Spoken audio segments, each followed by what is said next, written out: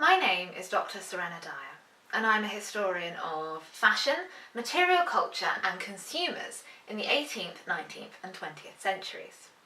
Now, you might have noticed recently that there's been some discussion about buying British, particularly in the context of Brexit. Could buying British help bolster our economy and help us think about who we want to define ourselves as a nation?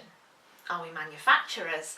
Are we makers? Or do we simply buy things in from abroad? But this discussion really is nothing new.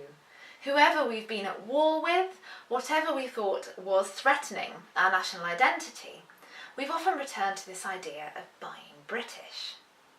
Now, I'd like to introduce you to somebody who I think was a bit of a pioneer in utilising this fascination that we have with buying British to market his own products. Now, his name is Rudolph Ackermann.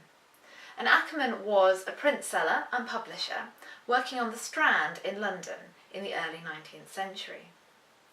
Now, at the height of the Napoleonic Wars in 1809, Ackermann published a new magazine. This magazine was aimed at both men and women and contained sections on politics, fashion, new scientific discoveries, anything that he thought could interest his readership. But what's really fascinating about Ackermann's repository of arts is the inclusion of pages to sell fabrics.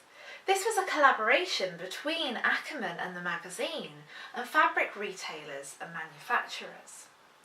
These fabrics were British, and the rhetoric and iconography that went alongside them really foregrounded this point. It was because they were British that people were supposed to want to buy them.